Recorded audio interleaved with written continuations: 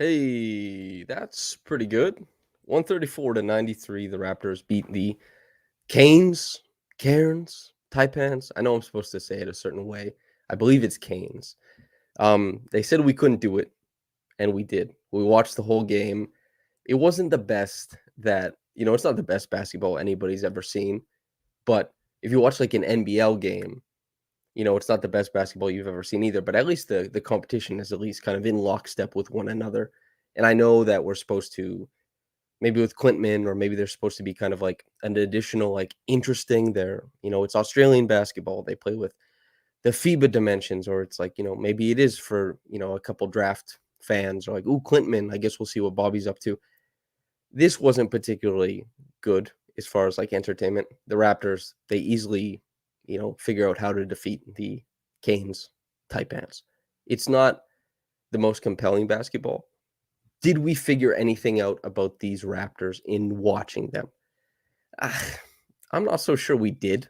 I'm not so sure there was much to be learned. I know, like you see on Twitter, just to keep up with what the fan base thinks of things. I try and kind of pay attention to Twitter a little bit while I watch games. Some people were encouraged by the Raptors' 3-point shooting. Some people were encouraged by some of the ball movement. I'll say this much: in the first game of the preseason, you could see with Jakob Pertl they made a very pointed effort to run some of the stuff through the high post, to work through some of the actions that we hadn't seen that much of in years past. This game was just like free flowing, kind of whoever gets the ball might as well have someone come set a screen for you, see what you can do in space. Maybe it's not like they have scripted cuts. Everything is a read. If you collapse and get a tag, the two guys on above the break on the weak side and the corner, who's dragging that third defender in? Are you trying to space out if there's no tag, so your roller and your ball handler have room to navigate the paint? It's like basic basketball, and it's not like a super super big deal that the Raptors did some things well and didn't do other things that well. Um, they won't play a team this bad for like a long, long time. So, since there wasn't much to glean from this game, we might as well go to kind of the talking points from the commenters early on. So, from GCJ, what is the point of having low quality international teams coming?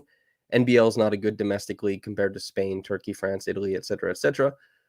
On one hand, Real Madrid is coming. On the other hand, you have Cairns in a second division Israel team playing NBA teams. How does anyone benefit from these 40-point blowouts?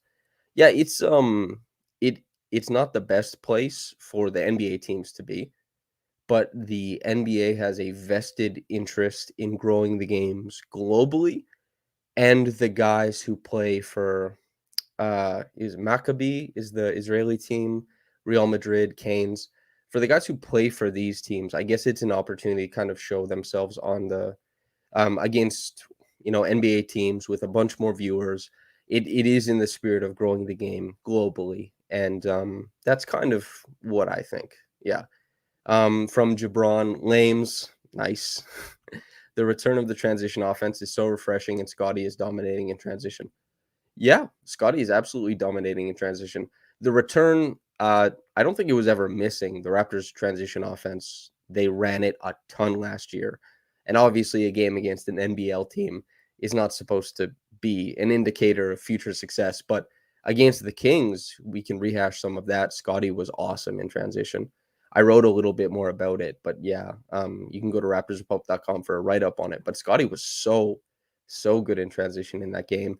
He's so good at finding the lanes for big men and making those passes there. I talked about this before, but Pascal is a guy who typically makes the play from interior to exterior, and Scotty's really good at making the plays from exterior to interior, really threading those needles to guys for layups.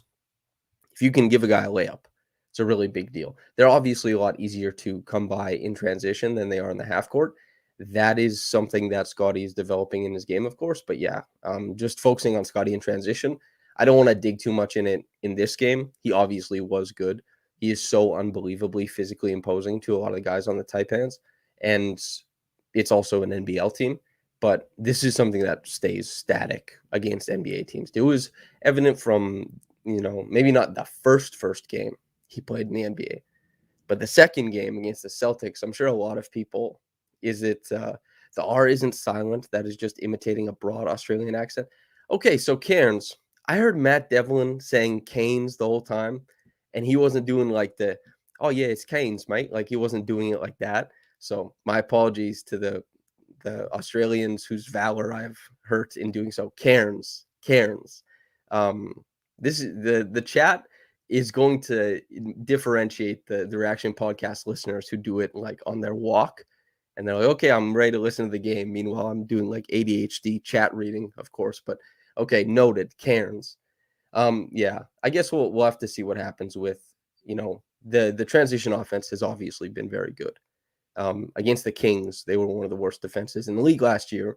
They don't really, I guess, you wouldn't say they're going to be really good this year. You probably wouldn't expect that. And an NBL team, um, there's some bruising aspect of NBL play for sure. I talked to Steve Clifford about this last year when we were talking about LaMelo Ball's development, and he said, it's tough to get shots off sometimes. They have the FIBA dimensions. They play a little bit closer. It's a pretty bruising league. You could also see that he said Melvin a few years back. Good. You could also see that the Raptors a little bit on some of those like box out situations. The guys on Cairns, they could throw their weight around. That's kind of what the league, the less talent and like high end athleticism exists in a league, the more there's going to be room for the grittier guys to make their way through it. And the NBL is a really good example of some grit can get you a long way. And so in the open court, trying to contend with the Raptors, a team that not only is an NBA team, so will be better at it by default, but a team that has like put their money in their mouth, like, hey, we got to get it out in transition. Oh my days, man, it's going to be a bloodbath. And for all intents and purposes, it was. Okay, so they hit threes, right? OG has 10 points. He hits 3 threes. Scotty hits 2 threes. That's good. His first three, quite nice, because you see him warm up and you see him go through his kind of, how he's getting ready for games. You see what he's moving through with his trainers. He's a pretty low pickup on his three, and he's a really slow release. Something he'll work on, but he currently has a very slow release. It was nice. The first three he made in this game, the pickup point was up by his chest. Usually he's around his hip, sometimes even lower, right? So that really shortens that release time.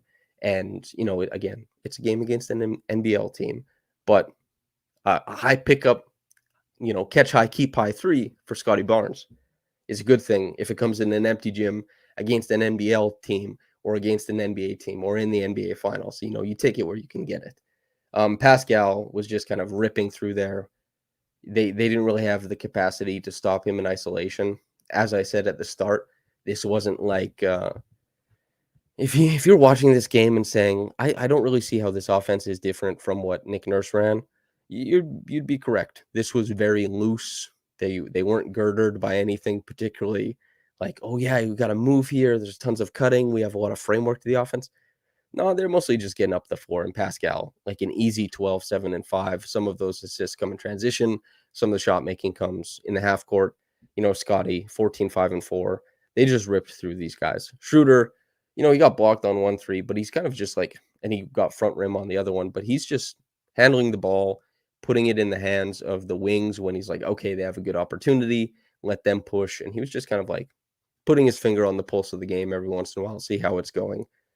Chris Boucher, same thing with the Kings. Preseason games are just a great place for Chris Boucher. If it's an up and down game, he can beat basically any big man in the world up the floor, save for like 5 or 6 guys. And he continues to do so against NBL teams. He'll run the floor. He'll try his best to space it. He'll be in the mix, and goodness, he was in this game. But it's just these guys are really good players. We're going to see if they perform to their talent level in the regular season, of course. But this also is like an NBL team. Thad, once again, 9 and 7. They had some pinch post action. And so pinch post is where basically you'll bring 2 guys to an empty side. You'll get a post up for Thad. You'll throw the ball into them, and the guy who throws it in will go to the other side of the court. So it's like you have a one-on-one, half of the court to yourself in isolate or in a post up, and that's a pinch post action. And they used to do that with Thad last season when they had Siakam injured, they ran like a ton of pinch post stuff for Thad. And so that was interesting, like a throwback to some of the stuff he saw in Indiana and a lot of the stuff he saw in Chicago. And in this preseason game, we saw it. It definitely dwindled as the season went on last year, but we saw it a little bit when Siakam was out. Gary, just going through the motions, doing his thing. Scotty only had 4 assists and 5 turnovers, still passing out on mismatches. So if you're interested, I broke down every post up Scotty did last season. And like every single one, I went over it. You can go to raptorsrepublic.com. It's called Bully Barnes. Every post up, every Scotty Barnes post up. And so Scotty actually had really efficient numbers against cross matches, and he didn't pass out of them very often. And there's a lot of film breakdown there. And so he was like over 1.1 points per possession. He had 115 cross matches last season. I go through all that kind of stuff. And he doesn't usually pass out unless he gets doubled. And he only drew 17 doubles all of last season on post-ups. As crazy as that sounds, he passed for an advantage 14 times out of those 17. So if you're interested about Scotty, taking on mismatches and stuff like that, maybe you're talking about big man mismatches. I'm not sure. But as far as like smalls in the post, there's a huge deep dive I just did into it if you want to go read that. What was the Alvin Devlin awkwardness in the second half? Honestly, I got to be honest with you. The game went on mute after the first like 4 minutes. It's I was listening to a podcast about leather working. I have carpentry in my history of things I do. So I was listening but while watching the game, trying to take on 2 things at once. So I don't know what the awkwardness was. My apologies. And I think Fred was further ahead developmentally at the same point, but Marquise's playmaking has so much potential upside. Fred was 5 inches taller almost. That's like Fred is a little bit taller than me, just from time spent with him interviewing and that kind of stuff. And I'm a little bit shy of 6 feet.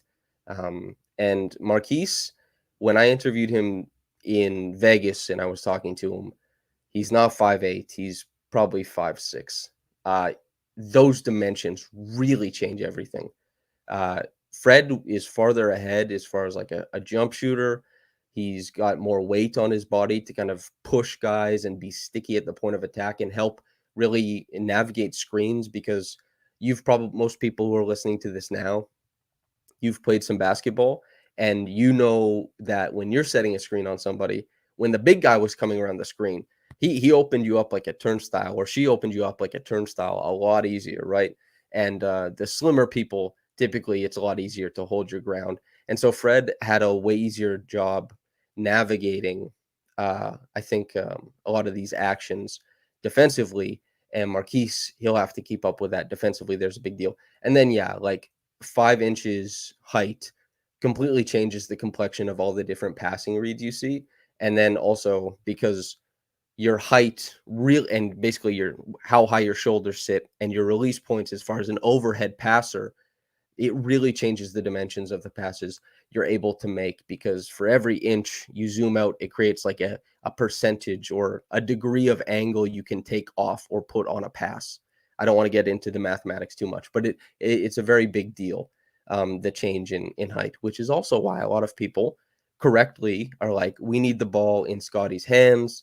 It's why Darko says, there's a huge advantage to putting the ball in his hands. That's why when I looked at every single pick and roll, I made sure to pay really close attention to their rip screen, the rip zoom STS. And so because Scotty can throw these dart, there's no arc on them, these passes. So all that kind of stuff is a really big deal. And Marquise, he's like a total wizard, especially on the lateral passes where he's keeping the ball low and getting around, the edge of a screen, swinging those hook passes to rollers. Like he really is a fantastic passer. It's just he's going to have a really hard time weaponizing what he's good at his smaller stature at the NBA level, because guys are closing out into his space really quickly. And he'll get used to the speed, but I think he is going to I think he's definitely going to spend a decent amount of time in the G League, and hopefully he does really well there. I do understand why people are kind of wondering why Doughton is so low on the chart, why he's not coming into games. that does confuse me a little bit as well. I was surprised when Doughton wasn't signed through the rest of the season. I thought it would have been something since he had been around. He had already played, all of the games that he was legible to play, and the Raptors didn't sign him through the rest of the season. It didn't end up saving them any money. They didn't sign him in the summer, and like he's with the team now, but he's on like it's the contract he's on. It doesn't really guarantee him anything, and I guess we'll see what happens. But even just being around the team for that long and playing like the hitting the 50 game threshold or whatever, I would have liked to see him be rewarded by the team with a contract that would have been money for him that is really meaningful and would have been an absolute drop in the bucket for the organization. They didn't give him that. Some people said, oh, this means they can sign him to whatever deal in the summer. That didn't happen. He's still on like a no liability contract right now with the Raptors. So it's just, yeah, it's a tough situation. He's good. Doughton is an NBA guard. I've covered him a little bit at the 905 level. I watched him play against Scoot Henderson. He was one of the best guards Scoot Henderson played last season. They had an awesome game before Scoot got tossed out of that game in Mississauga. And Jeff is a guy who he was a little bit like timid to get his mid-range game off at the NBA level because you don't want to use while you're trying to make the NBA. You don't want to go to the lower percentile shots. You don't want to be a guy who lives in the mid-range or anything. But there were times he passed up shots and he was a little bit timid, but he was still like, because Fred didn't have a good season at the point of attack. Jeff was probably the Raptors' best point of attack defender, at least not better than OG, but at the guard position, he was better than Gary last season too. And he just didn't, he makes okay reads as a point guard. He's not going to drive you crazy or anything. And the shooting, as far as like the catch and shoot stuff, he did fine enough. It's just NBA teams are looking like, what can you do that really makes us want you on the team? And it's been tough for Jeff to get any traction. I'm pretty disappointed with it because I do like his game a decent amount, and I think he would benefit from a little bit of security because security means that you get to play a little bit more free. And I think most people, and at least the chat and most people who I talk to, seem to recognize, or we think we recognize, that there is a little bit left on the bone for Jeff to get into as far as how he approaches the NBA style. And he looks a little bit reserved, possibly because he's trying to play mistake-free basketball.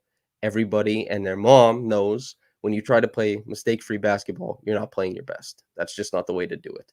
And that's the Jeff stuff. I'm pretty disappointed. I think he finds his way if it's not with the Raptors. But I'd like it to be for the Raptors. Also, Javon Freeman Liberty. I really like Javon Freeman Liberty. I wrote about this in the summer, but I think he has the best shot among the end of bench guards.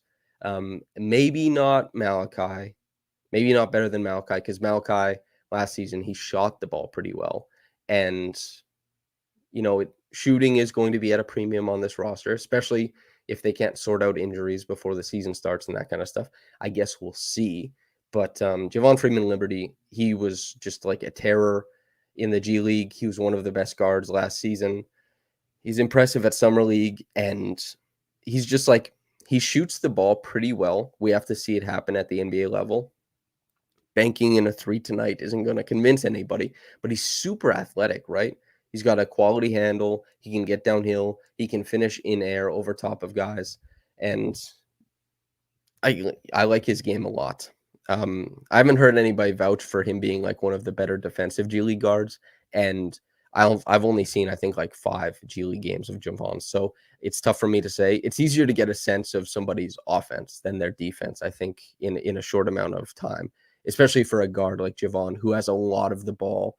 On offense, you can see a lot of reps really quickly. And defensively, guys might be involved in plays. They might just be like attentive off ball hanging on. So it's tough to say. I should talk to whoever covered him at the G League level a little bit more for that. But it depends if he factors into the team. These guys are all competing for spots. I guess we'll see. It should be pretty interesting. But at the very least, Javon is on a 2-way, I believe. And so Jeff does not have that benefit. Jeff just has to make the team outright. and sign probably a minimum NBA contract. So, or they could shuffle two ways. There's not really much of I guess, a monetary penalty for teams to shuffle two-way guys. So, which is also why I thought it was ridiculous that they didn't sign Jeff at the end of the season. You would have just given this guy like heaps of cash that means nothing to you, would be everything to him, and you don't do it. Why? He worked out with the team all summer. He was with them at Summer League. Bro, give him money. It means nothing to you. Yeah, anyway, tough deal. Tough scene for Jeff. Haven't liked it much from the organization's point of view. Not much of a fan of that. Makur, Mahamadou, uh, I Mahamadou is this game wasn't as big a deal for him. Obviously, he kind of popped off last game, and this wasn't the one for him. Makur, it's like these guys are not going to factor in the team, but they probably are going to be effective at the G League level, like the 905, depending on how the roster shapes up, because these guys are really long, have great motors, and will continue to impact a lot of things defensively, provided they stay out of foul trouble. Offensively, these guys are willing cutters. Maybe a three-point shot goes in every now and again. I know like Mahamadou took quite a few at Summer League, and you see what happens from there. You just hope they bring a lot of pop defensively so that your glut of guards like Ron Harper Jr., Marquise Noel, Javon Freeman-Liberty, these guys have rollers, cutters, and guys to pass to, and defenders to kind of incubate them so that you can play more competitive games. They played really great roles. Grady hit a corner three. Very nice. Here's a question. Is there a limit to how many years a player can have a two-way contract? I don't think so. I haven't heard anything like that at all because, two-way contracts are better for teams than they are for players. So I don't think they would limit that since it's like really, there's not much. Teams are very happy to hand them out and kind of be like, okay, done. If a player just keeps signing a bunch of two-way contracts, I don't think there's anything that says they can't, to be quite honest with you. But if there is, my apologies. Someone says limit is 3 seasons. So they know more than me about this. If it is 3 seasons, then Jeff, I think, had 2 years as a two-way with Orlando and then with the Raptors. But I could be wrong about that. I don't think so. Regardless, the G League team is shaping up to be a pretty good G League team. I don't know if Koloko is going to be in the fold there, but they're going to be pretty rangy. They're going to play pretty athletic. And they might, there's lots of shooters in the G League who shoot the hell out of the ball, they might end up on the team, and they might just rotate around these athletic, crafty guards and kind of hit shots. Something to keep an eye on, obviously. As far as McDaniels, Grady, I think most people, that's kind of the players people would be interested in at this point. McDaniels, slippery on offense, as far as like slipping screens, getting into space, making things happen. It's nice to see a guy kind of, I guess, stick and move with the offense because it's tough, right? To just come onto a new team. You're not a ball handler. You're also not like a guy who gets the ball tossed into you to make something happen. You're also not a guy they're giving the ball to at the top of the arc to run like high post stuff through. So he just has to kind of like shake and move and see what happens. Getting to 9 points again, hitting a three, having a little bit of impact, being rangy defensively. I know the point of attack stuff hasn't been totally great. Obviously, it certainly wasn't against the Kings, but something to pay attention to. If he hits threes this year, he's going to get minutes on the Raptors. It's a competitive rotation. They're going to have tough decisions to make, and some of it will be like, do we put Grady out there initially, or do we make him earn? Is his shooting important enough? Where do we go from here? Do we try and play like those big wingy lineups? Does Thad get a decent amount of minutes? Is Precious healthy enough for the start of the season? Is Koloko healthy enough for the start of the season that we go big? There's decisions to be made about what the bench looks like. Obviously, Chris Boucher is a guy who he's won bench minutes for a lot of years now. He's won a ton of minutes. He's going to factor in. Gary's going to factor in. Otto coming back healthy, you have to think with his pedigree, both as like a positionally sound defensive player and as like a really quality shooter and like one of the best offensive rebounding wings even just rebounding in general, wings of the past decade, he has to figure into this rotation. I know that was a question I screwed up on because I was just trying to think of everybody at the top of my head when we did the live stream after the first preseason game. And obviously, I forgot to mention Otto. I would want Otto in the rotation for what it's worth. But you'd have to assume he gets minutes. To focus on Grady a little bit, he had that really slick hook pass in transition, hook bounce pass. He does a great job of reading the floor. I'm kind of just rehashing what I said about Sacramento, but he's not popping off in a really big, meaningful way. He's making those progressive reads that we know he makes, that he made at Summer League, that he made in his draft workouts with the Raptors and other teams. This is something I've talked about scouts with for a few months now. If anybody's paid attention to the draft coverage or the Summer League coverage around that time, Grady has always been really good at reading the floor. As a defender, he makes a lot of great decisions, but the feet are a little bit slow. It's tough. The shot, he's yet to have a good shooting game. Like he had the last game he played in Summer League, he shot really well in that first quarter, but overall, he hasn't had a good shooting game as a Raptor yet. But he has significant pedigree as a shooter. He can hit a lot of difficult shots, and he hits a lot of shots above the break. We just have to see this happen at the NBA level. It's tough for a rookie to adjust. The line is different, even though he shot pretty well from because the people track like, okay, you made a college three, you made an NBA three. Grady was a guy who there's not supposed to be worries about him hitting NBA threes because he hit quite a few from that distance when he was on Kansas anyway. But it's interesting to see how his shooting will develop from the time he gets into the league and what the floor is from the moment he gets in, because shooters, sometimes it can take a little bit, especially with that comfortability to get to that spot. Here's a question. What is my win prediction this year? You ask everyone, but I haven't heard yours. I got asked this on the latest Pull Up Trey podcast. Trey and I both put out our predictions. I think like anywhere from 40 to 46, I'd be like, good enough. Yep, good season. Carl Fowler here saying 50 wins, and it's really interesting, man. I don't know how high the ceiling is for this team. 50 wins seems like a lot to me. And there are some people I've seen people say like as low as like between 27 and 32. I'm certainly not in that camp. I think I would be pretty impressed if the Raptors managed to clear 500 basketball. I'd be like, hell yeah. And I would really enjoy covering that team. Predictions, I think they beat their Vegas over under, which is 36 and a half, 37 and a half or something like that. And yeah, I guess we'll see. From Phoenix Play Z, this is a lottery team in all honesty. The half-court offense is atrocious. They would have to be in the 99th percentile in transition offense to make up for that. So this is something that everybody should be paying really close attention to.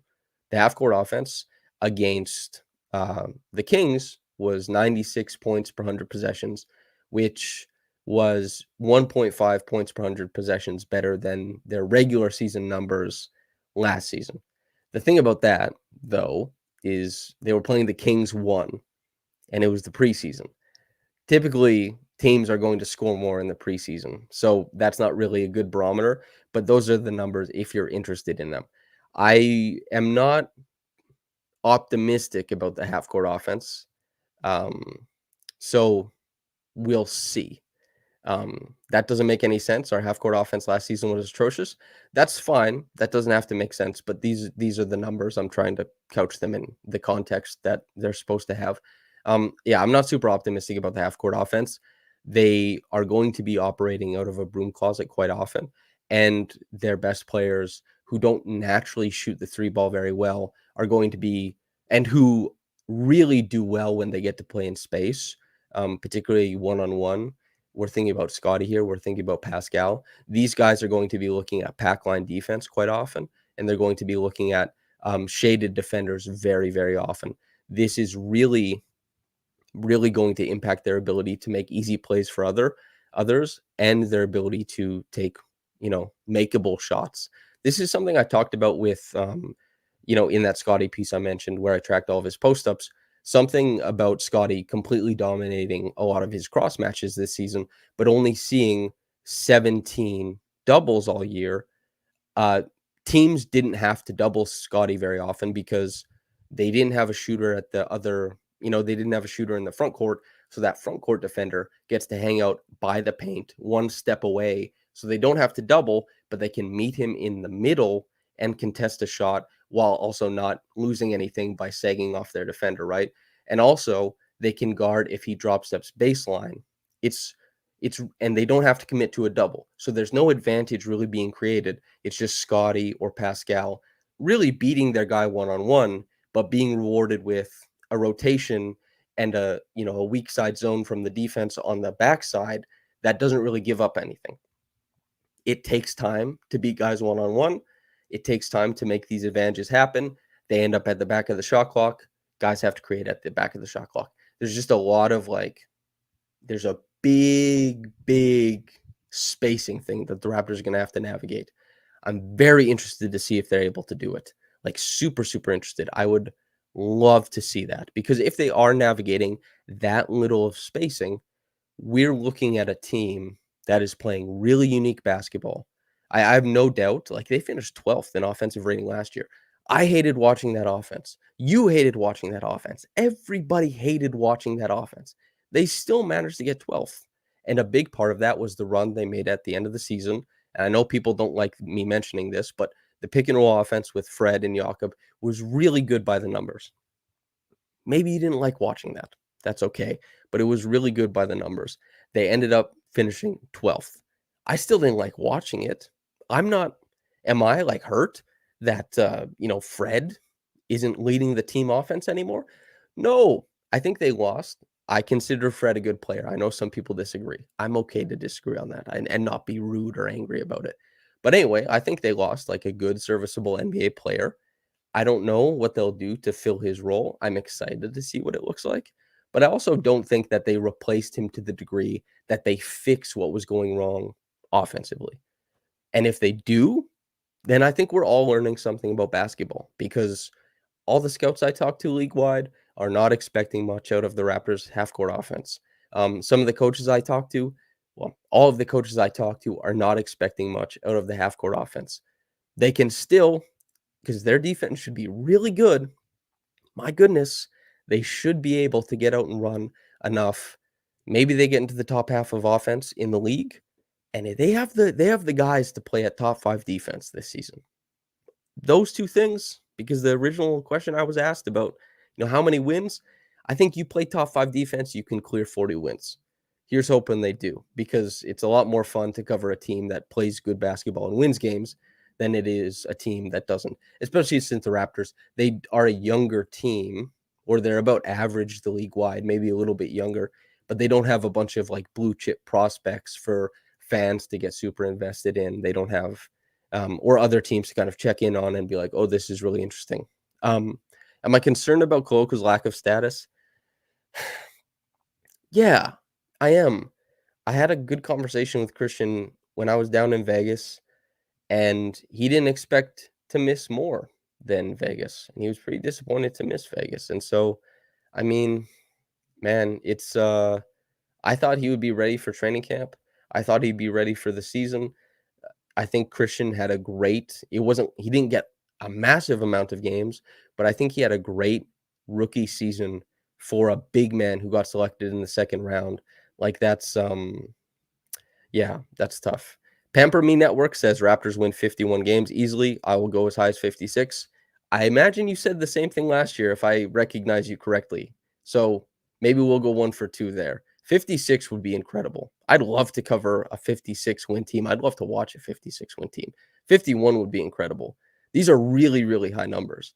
That would be just absolutely awesome. Could you imagine how much fun that team would be to watch? They would run and gun, unbelievable defense. Yeah, that would be something else. But we'll see what happens with this team. It should be interesting. They have stuff they have to navigate. 82 wins last year. Good. Obviously, I'm doing a bad job of. Christian was really impactful defensively in his games last year. Totally. The Raptors, they won his minutes.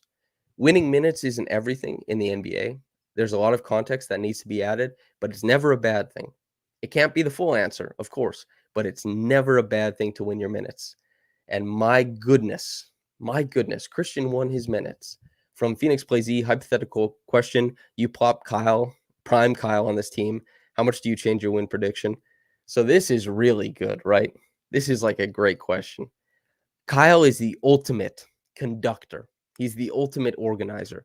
This is also why I said that Nick Nurse offensively was a Kyle Lowry merchant. When the Raptors traded for Kyle Lowry, guess what?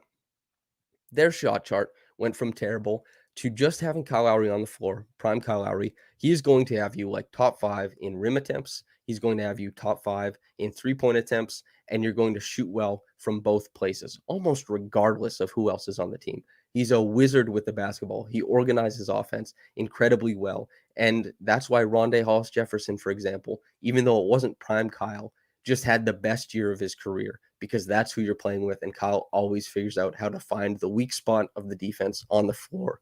And my goodness, if prime Kyle was on this team, then that 51 or 56 win prediction, I might put a little bit more stock into it for sure. Prime Kyle is such a wizard with the basketball.